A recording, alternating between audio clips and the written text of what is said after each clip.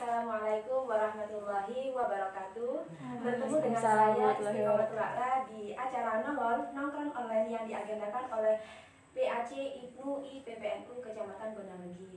Nah, pada hari ini kita akan membahas tentang peran ulama serta habaib di masa pandemi COVID-19. Nah, seperti apa? Bagaimana bisa peran mereka dianggap strategis di tengah pandemik COVID-19? Semua ini akan kita bahas bersama pemateri di samping saya ini. Sehat, Ustaz? Alhamdulillah. Nah, beliau ini adalah Ustadz Sayyid Hamid Najib Al-Hamid MPD. Beliau adalah guru di MA Rodatul Ulum Putri. Selain itu Dalwah Bangil. Nah, baiklah, untuk mempersingkat waktu, kita akan memasuki materi yang akan dibahas. Nah, untuk pertanyaan pertama, Ustaz, bagaimana tanggapan para ulama dan habaib terhadap penyebaran COVID-19? Assalamualaikum warahmatullahi wabarakatuh. Bismillahirrahmanirrahim. Alhamdulillahirabbil alamin wassalatu wassalamu ala asyrofil anbiya'i wal mursalin sayyidina wa lana Muhammadin sallallahu alaihi wasallam. Nah, untuk berarti langsung ke tanggapan ini ya. Untuk tanggapan bagaimana ulama maupun habaib, yang sebenarnya maupun ulama dan habaib itu satu ya, kalau kata saya habaib ya ulama ya sama saja, karena ketika Rasulullah SAW bersabda, kata Rasulullah, ulama warasatul anbiya. Jadi para ulama, siapa para ulama, baik dari kalangan keluarga Rasulullah yang dikenal dengan habaib ataupun yang bukan dari keluarga Rasulullah, maka sama saja siapapun yang mengambil ilmu atau warisan dari Rasulullah SAW maka disebut waris Rasulullah atau para ulama. Nah, para ulama sendiri kebanyakan dari yang kita pelajari, kita ketahui, mereka menyikapi pandemi pada saat ini ya kurang lebih sama seperti penyakit-penyakit yang lainnya. Hanya saja mungkin skala penyakit atau virus COVID-19 ini hanya lebih besar itu saja bedanya. Sedangkan menurut para ulama di mata mereka ya kurang lebih adalah ujian. Sebagaimana Allah SWT berfirman di surat Al-Imran, begitu juga Allah SWT berfirman di surat Al-Mulk. Allah SWT berfirman, kata Allah, a'udzubillahi minasyaitonirrajim, alladzi khalaqal mauta wal hayata liyabluwakum ayyukum ahsanu amala. Kata Allah, Allah SWT lah yang menciptakan kehidupan dan kematian. Ya, berkaitan dengan kehidupan juga banyak hal, senang, sedih, ya, dan termasuk penyakit. Itu tidak lain untuk menguji agar Allah SWT itu menurunkan musibah, agar Allah SWT itu tahu mana sih di antara hamba-hambanya yang bersabar. Maka di saat itu peran ulama, kalau kita membahas peran ya sesuai dengan materi, maka ulama tentu sangat berperan di segala masa. Nah, jadi ulama memiliki banyak peran, sebagaimana kita tahu bahwasanya Rasulullah itu menjadi panutan dalam segala hal. Bukan hanya Rasulullah itu panutan dalam ilmu saja, bagaimana kita belajar ilmu agama, Al-Quran, enggak. Rasulullah itu kan diutus untuk rahmatan lil alamin, menyeluruh, juga berkaitan dengan penyakit, dengan kehidupan sosial sehari-hari, bahkan dalam rumah tangga Rasulullah pun menjadi panutan kita. Sedangkan ulama yang dikatakan waris berarti juga mencontoh, menapak tilas jejak Rasulullah SAW, yang berarti juga berperan, bahkan sangat berperan. Contoh, ketika ada virus COVID-19 seperti ini, di mana diterapkan physical distancing, tentu pasti ada yang bertanya, lalu gimana sholat Jumat? Apalagi kita sekarang berada di bulan Ramadan, bagaimana nanti Idul Fitri? Atau bagaimana nanti, dan banyak hal. Nah, tentunya di saat itu ulama sangat berperan. Mungkin kalau boleh saya ibaratkan ya, ulama pada saat ini nih, masa-masa pandemi itu peran yang paling penting adalah sebagai penyejuk mungkin, dimana orang banyak bertanya-tanya, bingung harus gimana, apa yang terjadi. Maka ulama adalah rujukan yang menenangkan bahwasanya tak perlu khawatir, karena penyakit itu dari dulu ada. Dan masalah nanti siapa yang kena, bagaimana, kita sudah sadar kan bahwasanya semua itu ditakdirkan oleh Allah, dan Tapi Islam juga mengajarkan bahwasanya likulli syai'in sabab, semua itu ada sebabnya. Maka fatbi sabab kita ya ikuti gimana sih penyebabnya. Maka ulama juga mengikuti, tidak semena-mena ulama dosa takut yang penting sholat. Kalau enggak, tetap kita ikhtiar. Jadi kalau memang menurut kedokteran ini penyakit berbahaya, kita harus berhati-hati. Maka tentu orang ingin mengetahui bagaimana pendapat ulama. Maka para ulama pun mengatakan karena kita ikhtiar hidup di dunia, maka ikuti apa kata dokter, hati-hati. Walaupun tidak terlalu takut sampai sangat takut, enggak. Sewajarnya. Nah, yang bagus itu kan adalah ausat, moderat, yang biasa-biasa saja. Kita boleh ikhtiar, seperti pakai masker kita ikuti, jaga jarak kita ikuti. Mengenai ibadah dan lainnya saya kira banyak sudah kok. Asatidah kita, habaib kita, ulama kita yang sudah membahas, yang intinya Islam itu enggak suka kok menekan. Rasulullah pun bersabda usahanya Islam itu di Indonesia agama yang mudah, tidak suka menekan. Jadi yang mau sholat Jumat karena mungkin dia merasa itu kewajiban dan harus, ya silahkan. Untuk yang merasa tapi saya khawatir karena saya punya keluarga anak kecil, saya khawatir kalau sholat, ya silahkan tidak sholat. Jadi ulama berperan untuk menengahi sebenarnya. Jadi ketika ada pandemi seperti ini, apa yang harus kita lakukan adalah menyemangati, adalah tetap beribadah, silahkan, karena tujuan kita diciptakan oleh Allah SWT. Juga jangan lupa pesannya wa ma khalaqtul jinna wal insa illa liya'budun, kita diciptakan untuk beribadah. Jadi itu mungkin inti yang bisa kita ambil adalah bagaimana sikap ya, ulama menyikapi pandemi ini secara singkat. Ya menurut para ulama inilah penyakit sama seperti lainnya, hanya berskala lebih besar. Lalu setiap segala sesuatu pasti ada hikmahnya, tidak mungkin tidak. Maka di antara hikmahnya ada untuk mengingatkan kita, karena sebagaimana Imam Ghazali mengatakan iman seseorang itu beda-beda kan. Ada yang imannya itu butuh diingatkan dengan keadaan sulit, dan kebanyakan orang di antara kita ya termasuk saya, mungkin teman-teman juga, kita ini ingat Allah ketika terdesak. Kalau ada masalah susah, sakit, parah, baru kita rasanya ingin sholat tahajud, rasanya ingin menangis. Jadi mungkin Allah turunkan kali ini Allah turunkan penyakit dengan skala besar ini. Allah ingin ayo semuanya sekarang bersama-sama, bukan hanya saya satu keluarga tapi menyeluruh. Ayo semua umat Islam sadar bahwasannya ada Allah SWT, penyakit ini Allah yang menurunkan. Ketika seperti ini kan, ketika pandemi ini datang, kata saya justru hikmahnya sangat terasa menurut saya pribadi nih ya. COVID-19 ini hikmahnya sangat terasa. Bahkan hal yang mungkin sebelumnya dianggap sepele, sekarang kita tahu ternyata luar biasa. Contoh dari wudhu, cuci tangan sebelum makan, sunnah Rasulullah. Cuci tangan sebelum makan, cuci tangan setelah makan, sebagaimana kita mungkin pernah belajar di akhlak lil banin buat yang laki, akhlak lil banat buat yang wanita, bagaimana disunahkan makan. Beliau mengutip dari hadis Rasulullah bahwasanya kalau orang cuci tangan, membasuh tangan sebelum makan akan menyelamatkan kita dari penyakit. Kalau bercuci tangan setelah membasuh tangan setelah makan akan mempermudah rezeki. Sekarang kerasa ternyata himpunan dokter malah disuruh cuci tangan, sering-sering pakai sabun. Jadi hal yang tadinya sepele, sedangkan kita muslim sudah selalu cuci tangan karena kita dalam sehari pasti sholat 5 waktu. Itu hikmah pertama.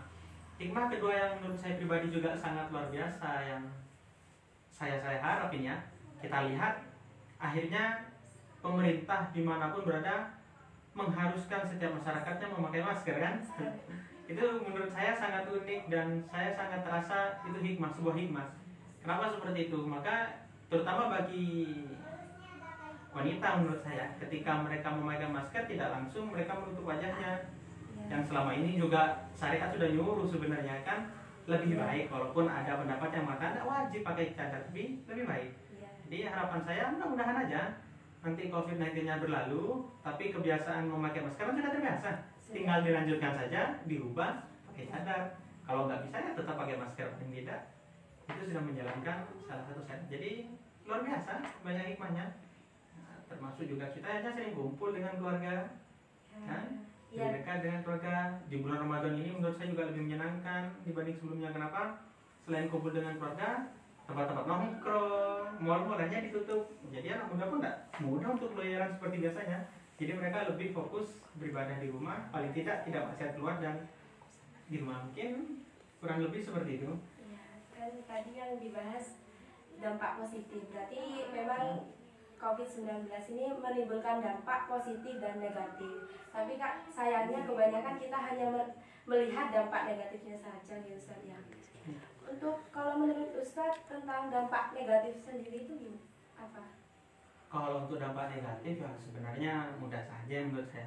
Penyakit itu dampak negatif sudah.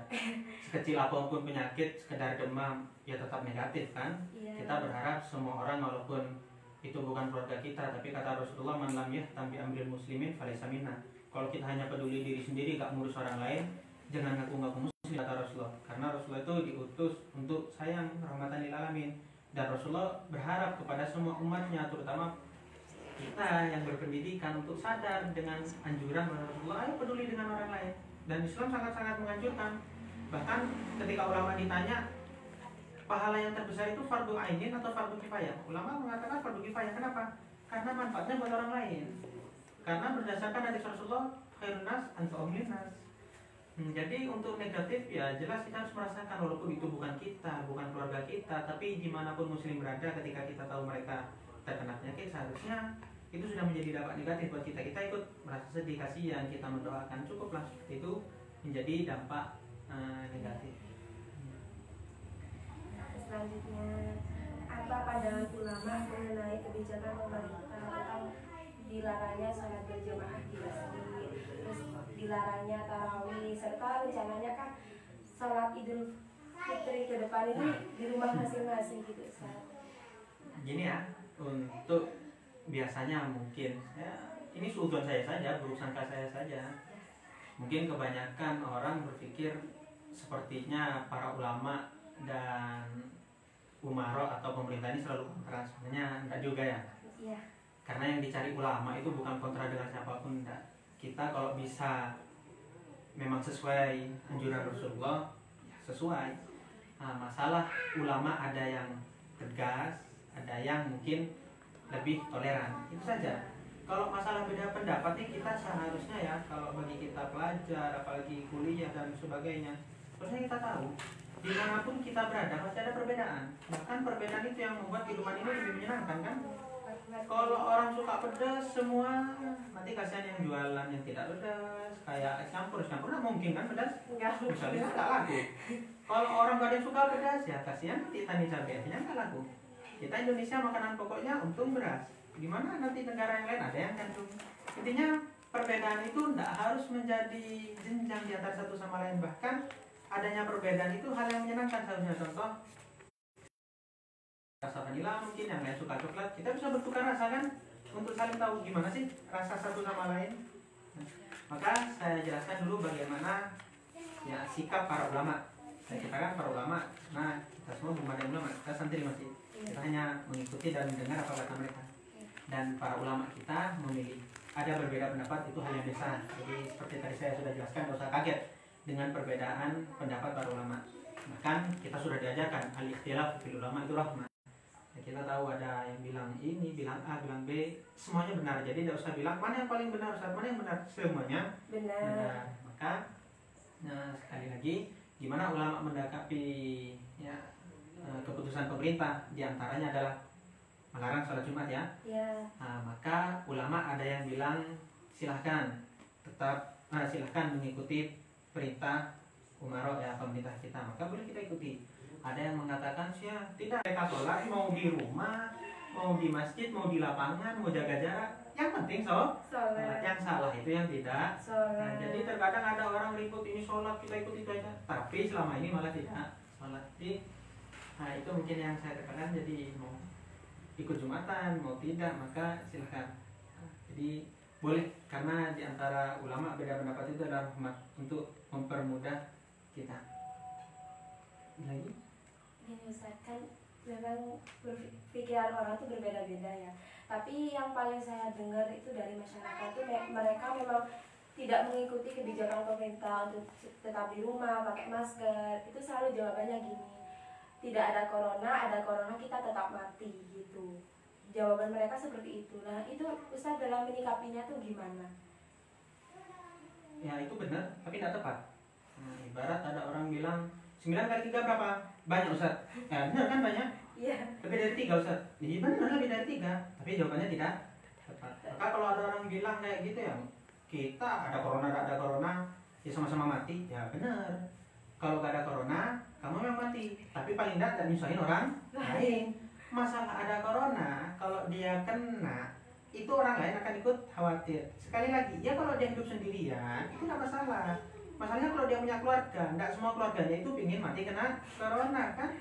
Nah, mereka ingin mati normal saja. Jadi kalau ada orang yang bilang seperti itu, ya, yang tak bisa kita salahkan langsung. Ya, mungkin masih menyangkut pertanyaan sebelumnya ya, sikap ulama, maka saya perpanjang lah kalau gitu penjelasan gini. Ulama itu ada yang keras, ada yang lembut sekali lagi ya. Mungkin kalau buat istri saya sudah pernah jelaskan ya. Kalau kehidupan itu kita butuh air juga butuh api. Air itu sifatnya menyejukkan, api itu panas jelas ya. Bayangkan kalau kita hidup hanya dengan api. Buat apa sih kalau kita itu ikut yang toleran? Pokoknya sholat terus sholat. Ibarat api ya, tegas. Kalau tegas terus api terus yang enak hidup kita. Nah mau masak beras pakai apa? Dimasak nggak pakai air? Ya keras nanti jadinya, nggak enak kan? Iya. Terus kalau kita seumpamanya hidup dengan air saja nggak ada apinya juga nggak enak. Memang kalau ada daging-daging itu mau dimakan cuma direbus pakai air dingin tidak bisa.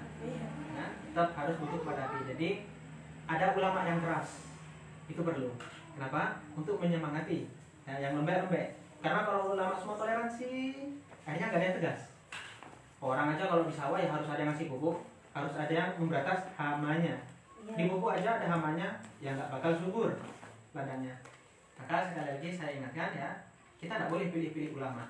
Kalau seandainya kita kurang cocok, cukup diam. Karena kata ulama, kata Rasulullah pun, ya, muati-wati, jangan sampai kita itu memusuhi ulama. Karena daging ulama itu ibarat beracun. Kan kita sering dengar tuh kalau ghibah ibarat makan daging saudara. Itu dikutip di ayat oleh Allah SWT dalam Al-Quran. Tapi ulama juga menegaskan, tapi kalau daging ulama itu beracun. Maksudnya kalau kita ghibah, benci, tidak suka membicarakan ulama, itu akan menjadi sebuah penyakit yang menggerogoti iman kita. Nauzubillah min dzalik, bisa menjadikan penyebab mati su'ul khotimah. Nah, sekali lagi kalau berbeda pendapat itu belum tentu tidak bagus. Nah, ada pepatah mengatakan likulli ra'sun ra'yun.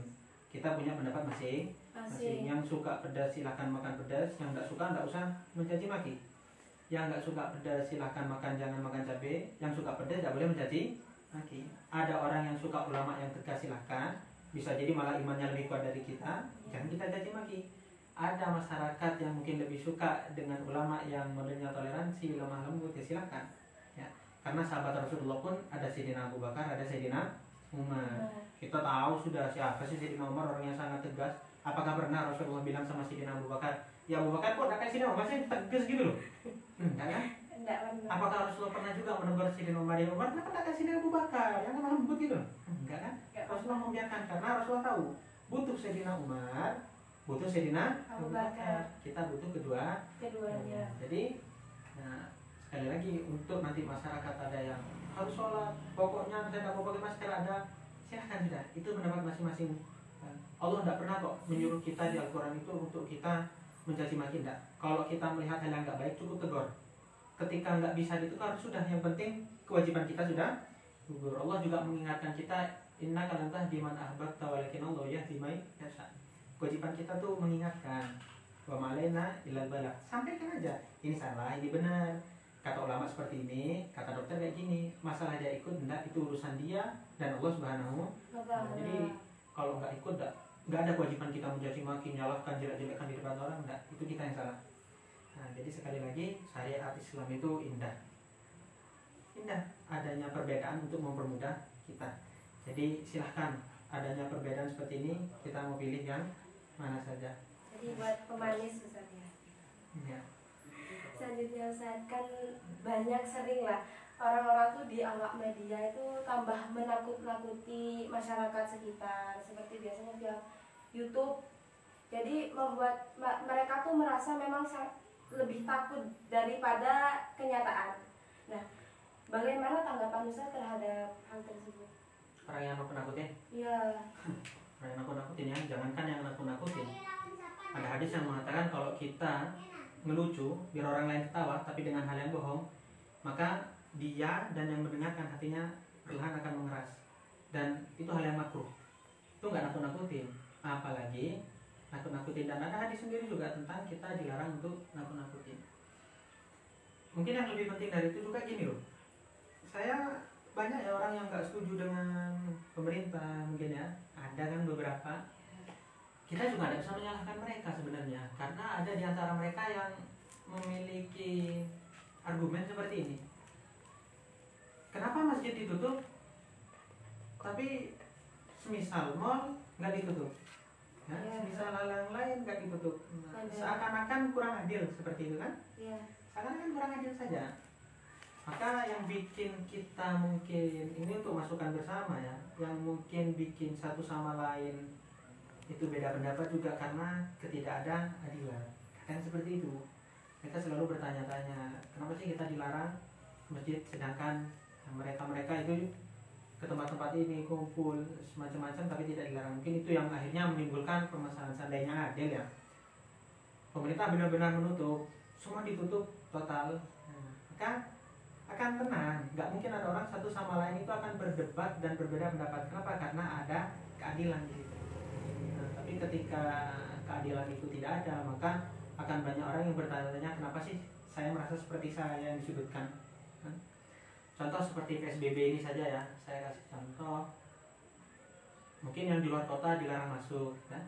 Sebenarnya kalau kita tahu ya, semua itu pasti ada pengecualian kan? Tidak mungkin peraturan itu murni 100% berjalan. Tidak. Orang kita saja sholat wajib berdiri ya kalau mampu. Kalau nggak mampu ya duduk, nggak maksa. Itu dalam syariat. Ya, contoh PSBB aja, apakah semua tidak boleh masuk atau keluar kota? Seharusnya kan tidak. Buktinya para masih boleh. Dengan alasan mereka ya, kita kan keamanan, kita terima kan. Mereka ingin mengamankan dari segi duniawi, betul kan? Keamanan, penjaga, dokter, karena ya boleh. Dan kita menerima masuk akal. Lalu paling tidak, kita juga berpikir jangan semua hanya dari segi aparat. Silahkan beri kebebasan juga bagi ulama kita, gitu kan? Seperti majelis taklim, tidak harus kumpul, bisa jadi seperti ini kan? Karena kita lihat banyak guru-guru kita juga yang melakukan hal seperti ini, itu kebaikan. Jadi kalau ada aparat yang mereka itu berdalih saya menjaga, maka biarkanlah ulama kita beri kebebasan. Jangan ulama kita juga harus di rumah, harus enggak, karena ulama kita juga punya tugas.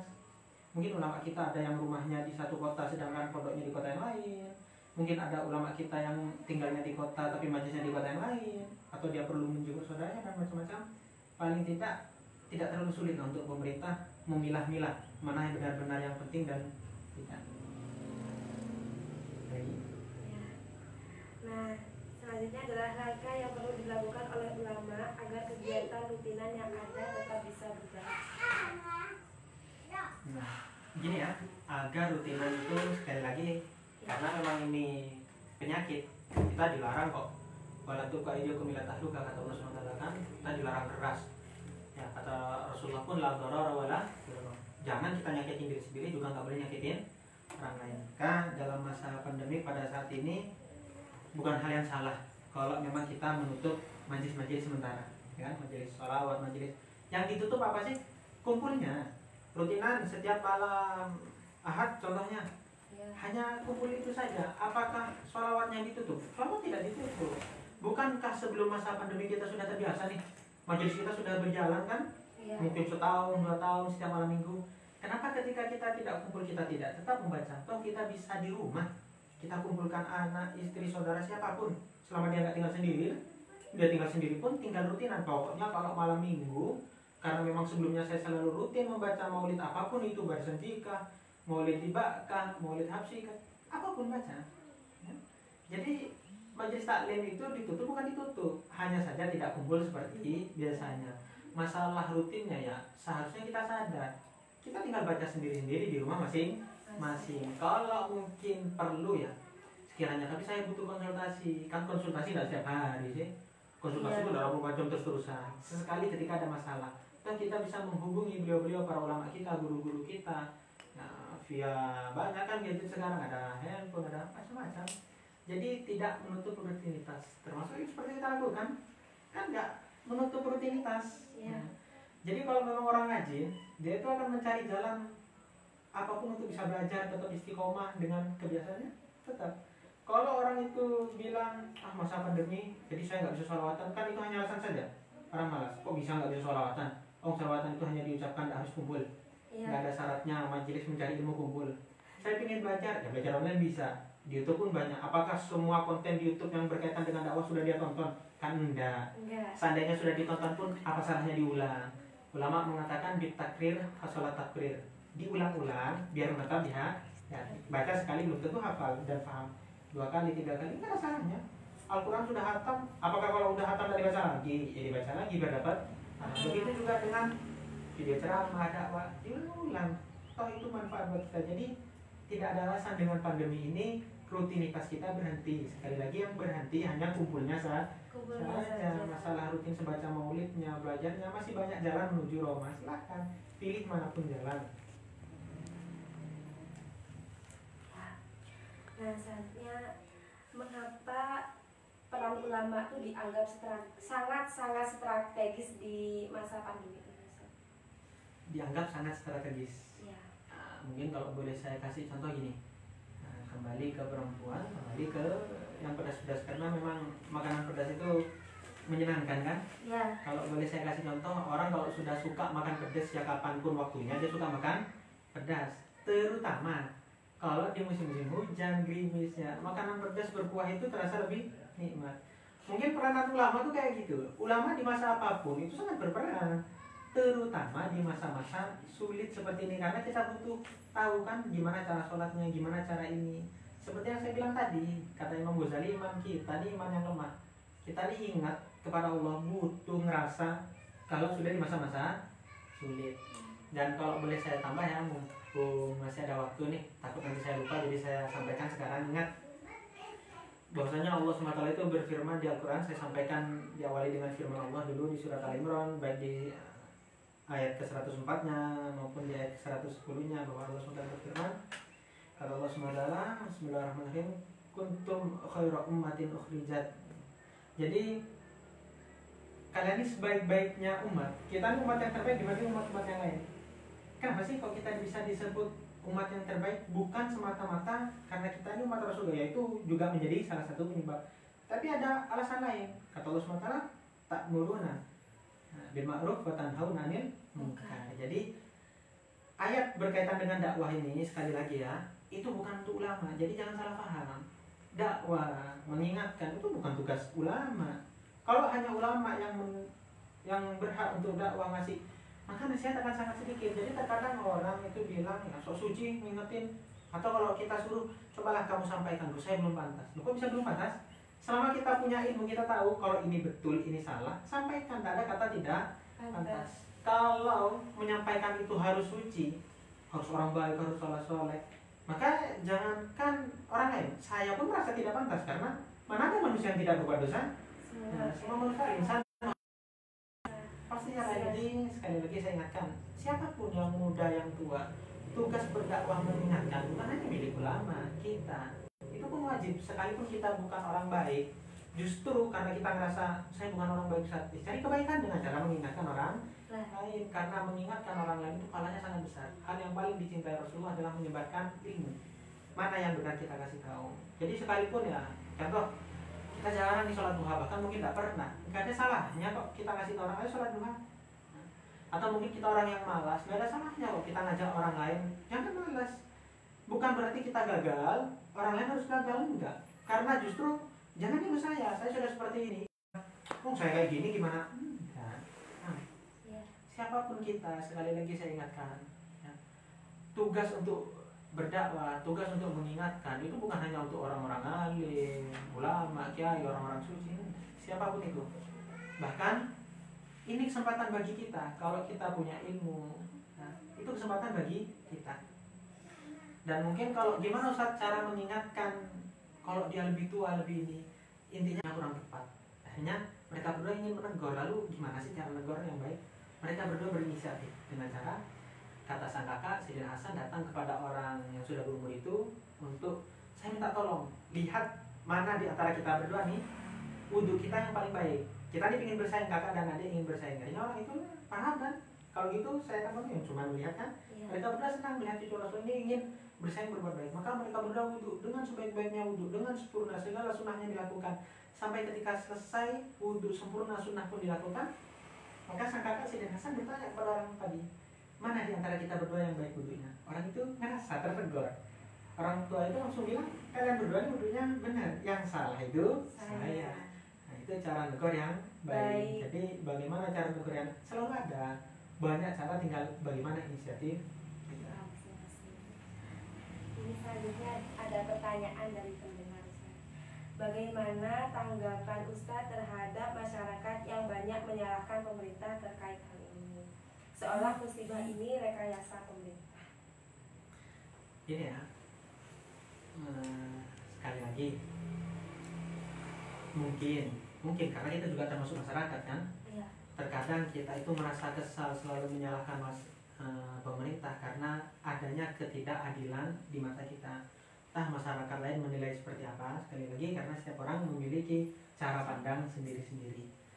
Maka masyarakat, termasuk mungkin saya sendiri pernah melihat ya, adanya ketidakadilan di pemerintah itulah yang membuat masyarakat gerah.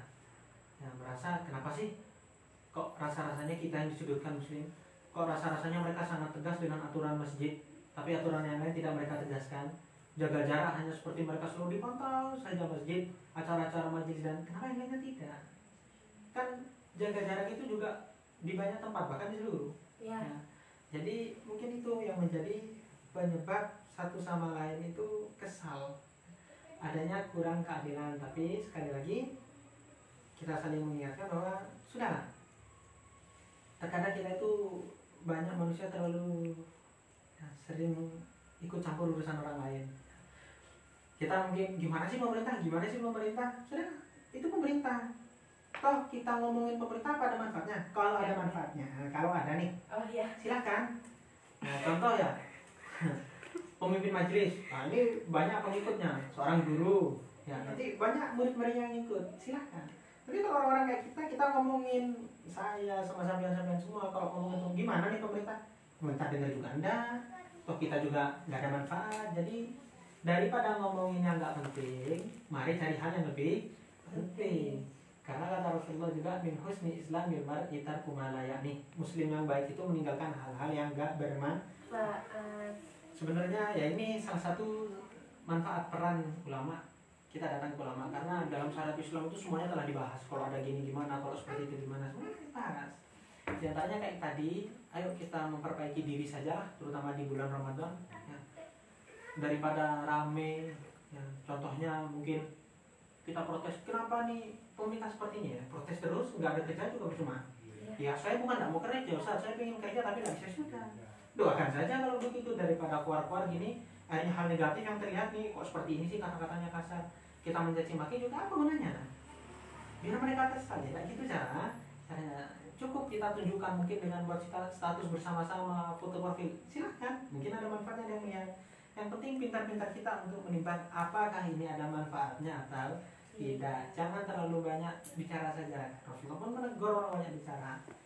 Orang yang mengkafirul kalam, kata Rasulullah, kafirul khoto'u dan seterusnya hadis ya, tidak terlalu memakan waktu. Intinya orang kalau banyak bicara pasti lebih banyak salah bicara. Kalau salah bicaranya banyak berarti banyak dosa. Kalau orang banyak dosanya tempatnya di neraka. Jadi kalau memang ada manfaatnya bicara, silahkan bicara. Atau forum kayak gini mungkin masih ada manfaatnya. Gimana pemerintah? Tapi kalau sudah berdua sama teman, sama saudara, gimana sih pemerintah sekarang nih? Ya ada gimana? Nah ini ke pemerintah. Nah jadi kalau tidak ada manfaatnya lebih baik diam saja sudah.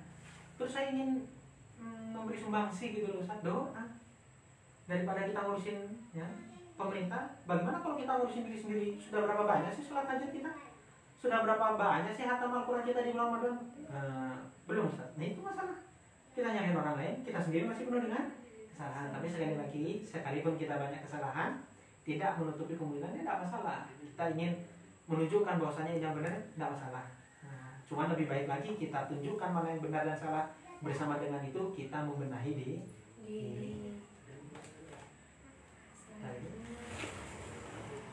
Berikan motivasi terhadap masyarakat agar tetap semangat menjalani kehidupan di masa pandemik, terutama untuk generasi muda. di masa pandemik seperti yang tadi di awal sudah saya jelaskan, ini kesempatan. Ya. Kita sudah tidak banyak kerjaan. Nah, anak sekolah lulus tanpa ujian, ya, kuliah juga masih libur, kerja juga terbatas, semuanya terbatas, semuanya di rumah. Kita jadikan kesempatan sebagai motivasi diri kita sendiri. Ayo kita semangat berubah menjadi pribadi yang lebih baik. Nah, gimana cara berubahnya? Dimulai dari keinginan dulu. Sebagaimana Allah SWT berfirman dalam surat Ar-Ra'd ayat 11, penggalannya saja, kata Allah SWT dalam surat itu, A'udzubillahi minasyaitonir rajim, bismillahirrahmanirrahim. Innallaha ma yughayyiru biqaumin hatta yughayyiru ma bi anfusihim. Kata Allah SWT, Allah SWT itu tidak bakal berubah kita, entah itu satu kaum, satu keluarga, ataupun pribadi kita. Ini tidak bakal dirubah menjadi lebih baik sampai kita ada keinginannya Allah, sudahlah, yang lalu biarlah berlalu. Mungkin dulu kita sudah banyak dosa salah, sekarang ini mumpung dikasih kesempatan, kita di rumah saja. Ayo kita lebih akrab dengan keluarga, kita ingatkan yang punya anak-anak, suami, saudara, ayo kita rubah ya, hal yang menjadi lebih baik. Dimulai dari keinginan.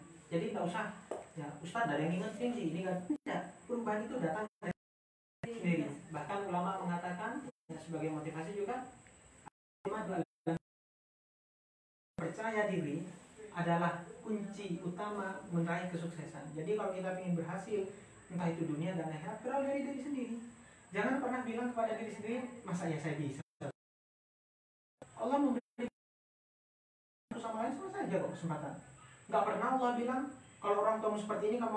Kalau semua orang tahu bahwa istiqomah itu hal yang paling baik. Bahkan Rasulullah pun ketika ditanya khairul amal afdal, apa sih amal yang paling baik itu, kata Rasulullah adalah ya istiqomah. Di hadis lain Rasulullah juga bersabda, khairul amal adwamuha wa in qalla.